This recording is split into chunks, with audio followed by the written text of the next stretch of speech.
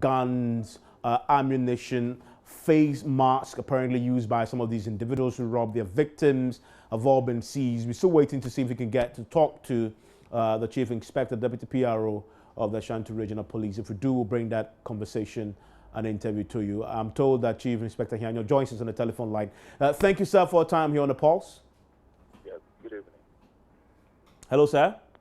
Hello, yeah, I'm here, sir. Thank you very much for joining us. I was just wondering, you've made this arrest. First of all, congratulations are in order, seeing that you've been under some intense scrutiny over the last couple of weeks. What is the plan to get these individuals you've arrested arraigned before court?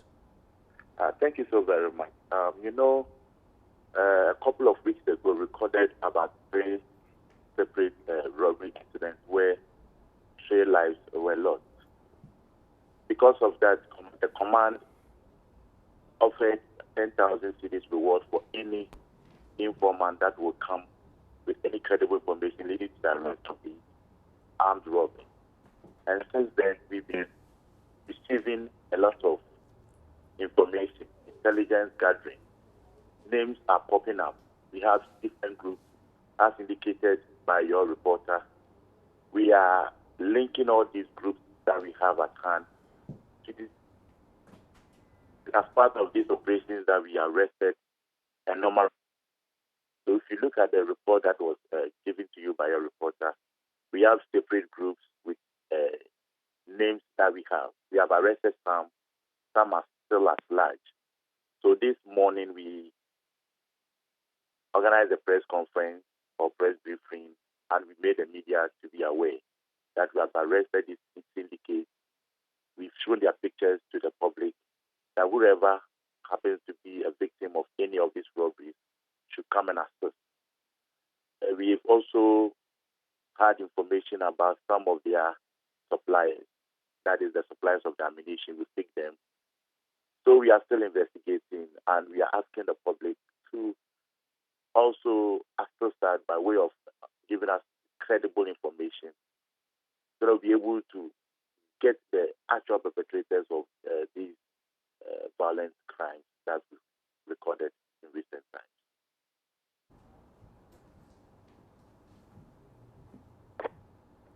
Hello? How many people in all did you arrest? With the groups, some of the groups, we have not gotten any of them. If you look at the groups that we have, there's a group, we know they are 3 that move together. We have one Saliu, one Mutala Mohammed, a dismissed policeman who we understand was in an AK-47 assault rifle. We also have one Tanko, who is an ex-convict. These 3 guys happen to be in a group. Their leader, 156, Kasim, was arrested on Tuesday, Saturday morning, when he was offering a pump-action gun to somebody to buy. He was arrested. In the course of the arrest, he tried collecting a pistol for one of the officers, so he was shot in the thigh. He is currently at the Confederate Teaching Hospital receiving treatment. We also had one of his boys called Keshi. Keshi is also in our custody. There is also another group. They are about 9 in number. We have Baby Last, we have Solo, we have Killer. All these guys are at large. We have arrested a lady, Mami Sewa, who also happens to be the supplier of their ammunition, according to the information we have at hand. There's another group too. We have arrested 2 people. So some of them have been arrested, others are also at large. That is why we are asking the public to come out with this, because we know that they know them. Some of them are staying at Asafu Bibi. Also, some are Kwada Subolekesi, Islam area. We know, according to the information we have at hand, some of them are hiding at an area known as Angola, around Einstein State. I see.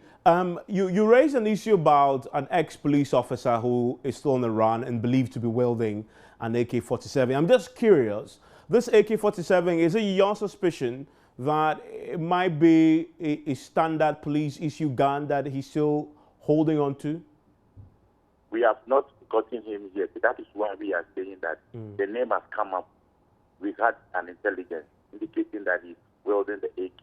So we are calling on the public that whoever knows his whereabouts should give us information to get him arrested. When we get him arrested and get the AK-47, they will know where he actually got it from. And about those you've already arrested, you still need the public to identify them, because that will be part of the evidence gathering process, correct? Yes, exactly. Okay. But from what you're saying, there's still a lot more to do. But are you pleased so far with the sort of public cooperation you're getting to get these robbers nabbed? We are really happy with the way people are coming forward. As we speak, most of our officers are receiving a lot of calls. People are calling, giving us information about their movement. We are still on their heels. We have had some officers from Accra, regional CID, who are here to assist us. We have other officers too from elsewhere who are also here to assist us. We are conducting various groups from various criminal dens so that we'll be able to get these people arrested. But we know that they are living at places that people know, but some feel reluctant to come and give information about their movement for the fear that they will be attacked or something. But we are assuring them that their security is our concern, and we'll make sure we protect them. So wherever they know these people are, they should please come forward, because without information, you can't make arrest. And very, very quickly, since the Constitution makes it mandatory that you cannot hold them beyond 48 hours without charge, have you charged any of them yet? And when do you hope to arraign them before court? We started interrogating some yesterday. We had some a couple of days ago. Due course, we'll be putting them before court for them to be remanded. Then we'll continue our investigations from there. Thank you very much. Chief Inspector Godwin Ahianyo, the Deputy PRO in the Ashanti Regional Police. You're still listening. You're still live here on The Pulse on the Joy News channel. Now, some residents of the Tema New Town in the Greater Accra region are resorting to open defecation over what they say are high toilet fees being charged by owners of public toilets in the area. The managers of the facility have adjusted the fees upwards from 30 pesos to 50 pesos per person. Now, some opinion leaders in the community, however, say their checks reveal the fees have not been approved by the Tema Metropolitan Assembly. Now, Joy News' Kwete Nate visited the area and reports open defecation is becoming routine in the Tema Newtown area. AJ Mensah is one of many residents who come this far to attend to nature's call here at Tema Newtown. I met him while coming out of the thick bush which provides cover for those who openly defecate here. It's a large swath of land, part of it converted into a dump site, with the remaining portion becoming a place of convenience for many community folks here. Increasing the toilet from 30 pesos to 50 pesos, we come together that in fact the price is too high, so we have to come back to their normal charge, which is the 3 cedis. But we talk about it, but nothing has been done about it. So right now we were all thinking about it, how we do so that the 30 pesos will come back, so that we also will be free here, because now a situation of money problem we all know in Ghana here right now. Isaac Awudu has been working as a carpenter in Tema Newtown for over a decade now. He recalls the strict adherence to the use of public toilets built and donated by VACO to the community. The story has changed now. The residents are unhappy. It's very tough for us to, pay 50 pesos by this time, because you see, this toilets we normally pay 30 pesos, and immediately they increase up to the 50 pesos. People are complaining about it, and then we are all suffering from that distance. So we are appealing to them to, reduce the price. Actually, most of it go to the bush. Majority are going to the bush right now.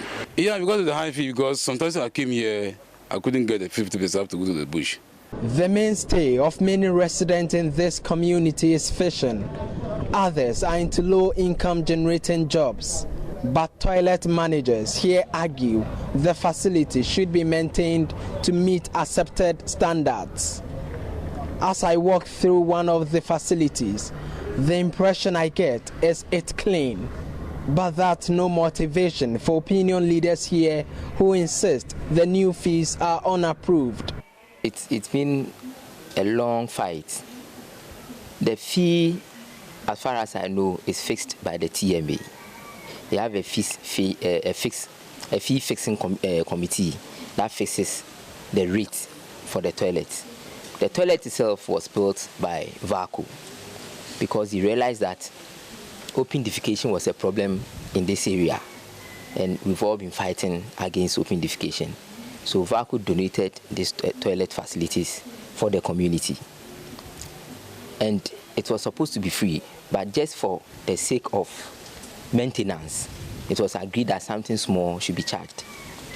But then we see increments time after time, and the community, the people complain.